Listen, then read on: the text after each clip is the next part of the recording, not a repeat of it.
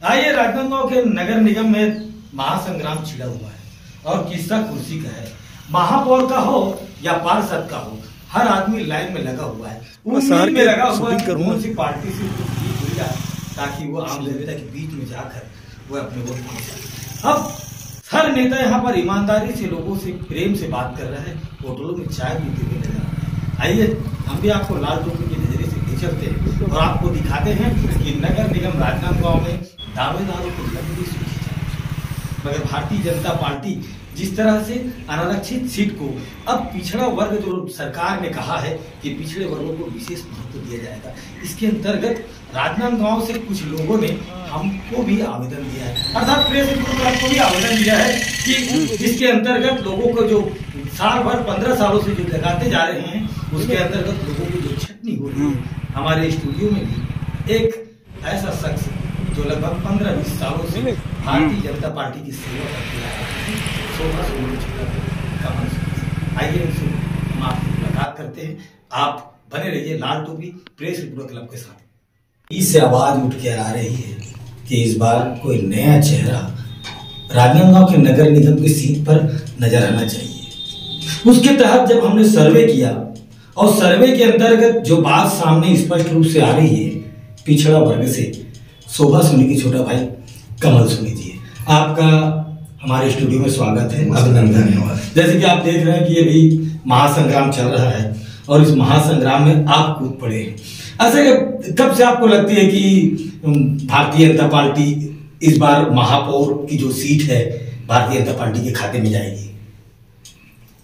मैं पूरे विश्वास से ये कह सकता हूँ कि 5 साल कांग्रेस का लोगों ने देखा है। प्रदेश में कांग्रेस की भूपे सरकार बैठी थी और राजनांदगांव नगर निगम में कांग्रेस की महापौर श्रीमती हेमा देशमुख जी जो पीछे के रास्ते से महापौर बनाए हुए थे, जिसमें बहन स्वर्गीय शोभा सोनी जी प्रबल दावेदार थी और वो महापौर बनते बनते रह गए। यानी कि पिछले बार भी जैसे कि अभी विधानसभा अध्यक्ष डॉक्टर रमन सिंह ने उनको अपनी बेटी की तरह माना, महापौर बनाया, उनको 5 साल बहुत कार्यकाल रहा। ये जो पिछले 5 साल जो बीता, अभी मैं शूटिंग कर रहा था, सड़कों के बारे में देख रहा था, 10 करोड़ की जो सड़कें बन रही है, जो गड्ढे उसे पाटा जा रहा है, तो भारतीय जनता पार्टी को आगे लाने के लिए प्रयास किया जा रहा है, ये क्या है? कुछ समझ से परे है, कमल सोनी जी बताइए। आपने ठीक पूछा। छत्तीसगढ़ का जो भी डेवलपमेंट विकास आज जो लोगों को दिख रहा है, ये सब का योगदान हमारे आदरणीय राजनांदगांव के लोकप्रिय विधायक 15 साल के पूर्व मुख्यमंत्री विकास पुरुष डॉक्टर रमन सिंह की ही देन है। और 5 साल कांग्रेस की महापौर रही, 5 साल में जितना पैसा नहीं आया होगा उतना हमारे विकास पुरुष डॉक्टर रमन सिंह जी ने लगभग 50 करोड़ रुपया इस राजनांदगांव में विकास के लिए दिए। और राजनांदगांव का विकास कहीं भी रुकने वाला नहीं है और ना पैसे की कोई कमी है। आप भी दावेदारी कर रहे हैं जी, मगर आम जनता के बीच बहुत से सवाल हैं। उन सवालों को जनता तो नहीं पूछ सकती, मगर उन जनता के बीच में मैं आपसे पूछना चाहता हूँ। जैसे बूढ़ा सागर एक परिकल्पना थी, अभिषेक सिंह जी भी सांसद थे, बूढ़ा सागर को परिकल्पना के माध्यम से बताने का प्रयास किया था, और रानी सागर है, सौंदर्यीकरण है। तो आपका भी पार्टी आती है, आपको सपोज किया जाता है, तो आप सबसे पहले राजनांदगांव में किस चीज को डेवलप करने का प्रयास करेंगे? निश्चित रूप से भारतीय जनता पार्टी को सरकार बने 1 साल हुआ है और 1 साल में विष्णुदेव साय जी की सरकार ने आम जनता का विश्वास जीता है, चाहे वो महतारी बंधन योजना के माध्यम से हो। जैसा आपने कहा, तो क्या है, राज्य में और नगर निगम, नगर पालिका और पंचायतों में जब तक के भारतीय जनता पार्टी की सरकार नहीं बैठेगी, तालमेल नहीं बैठेगा, तब तक विकास जो है दिक्कत आती है विकास करने। अब यहाँ पर राजनांदगांव में श्रीमती हेमा देशमुख जी, इन्होंने कुछ किया नहीं, 5 साल राजनांदगांव पीछे हो गया। अभी भारतीय जनता पार्टी की सरकार बनी है, तो मैं आपके चैनल के माध्यम से यही कहना चाहता हूं कि भारतीय जनता पार्टी की चाहे वो सरपंच हो, चाहे जनपद हो, जिला पंचायत हो, पार्षद हो, महापौर हो, सभी नगर निगम में जिता के आप भारतीय जनता पार्टी को भेजिए, जिससे राज्य सरकार और नगर निगम का, नगर पालिका का एक जैसा तालमेल बैठेगा और विकास की गंगा बहेगी, कोई भी काम रुकने वाला नहीं। सोनी जी, मैं आपको बताना चाहता हूँ कि राजनांदगांव की सीट अनारक्षित सीट है, तो अनारक्षित सीट को क्या माना जाए, पिछड़ा माना जाए, सामान्य माना जाए, किस चीज को राज्य, अभी भारतीय जनता पार्टी की जो राज्य में प्रेस कॉन्फ्रेंस हुआ था विष्णुदेव साय ने, तो ये अनारक्षित सीट को किस चीज पर फोकस किया है, उसको बताएंगे? नहीं, अनारक्षित सीट का मतलब ये होता है कि कोई भी इसमें लड़ सकता है। अब राज्य सरकार का अहम फैसला है कि अनारक्षित सीट में पिछड़े वर्ग को महत्व दिया जाएगा। जितने भी आरक्षण होते हैं उसका मेन उद्देश्य ये रहता है कि इन सभी में सभी जातियों का समावेश हो। इस कारण से हमारे आदरणीय उप मुख्यमंत्री जी अरुण साव जी, प्रदेश अध्यक्ष किरणदेव सिंह जी, विष्णुदेव साय जी की सरकार ने एक अहम फैसला लेते हुए जहां भी अनारक्षित सीट है वहां पिछड़े वर्ग को महत्व देना है।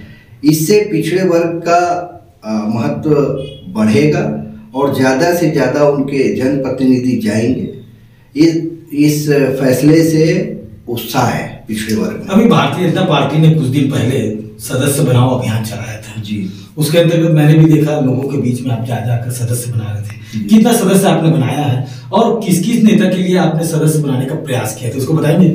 नहीं, भारतीय जनता पार्टी का एक वृहद अभियान चला था पूरे देश भर में, सदस्य अभियान, जिसमें 50 सदस्य लगभग बनाने से सक्रिय सदस्य कहलाता हो, और मैं लगभग 300 के आसपास सदस्य बनाया हूँ।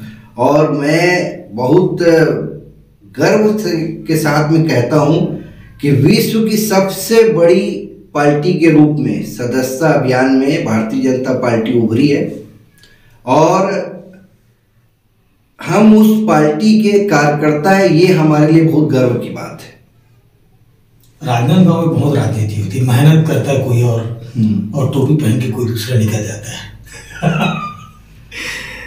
मैंने देखा है कि अधिकतर आम जनता के बीच में निकल के जो नेता आते हैं, मेहनत करते हैं, जिस उम्मीद के साथ झंडा लेकर चलते हैं, आज उसे कामयाबी नहीं मिल पाती। कुछ लोगों का कहना है कांग्रेस हो या भाजपा, मैं ये नहीं कहना चाहता, मगर कांग्रेस और भाजपा दोनों में ये देखा जा रहा है कि सामने किसी को और लाते हैं, सामने मिलाते हैं, वो मेहनत करता है बेचारा, और ठीक है वक्त में उसे प्रत्याशी को बदल दिया जाता है। ऐसे में उस पार्टी की हानि होती है।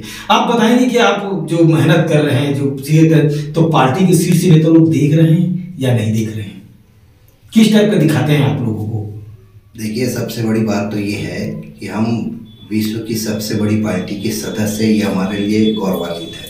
जो भी निकाले उसमें शामिल होते हो, ये बहुत अच्छी श्रेणी इसमें कमल सोनी में नजर आती है कि धर्म या कर्म के नाम पर अगर कहीं पर भी पूजा पाठ होता है, कमल सोनी अधिकतर वहां दिखाई देते हैं।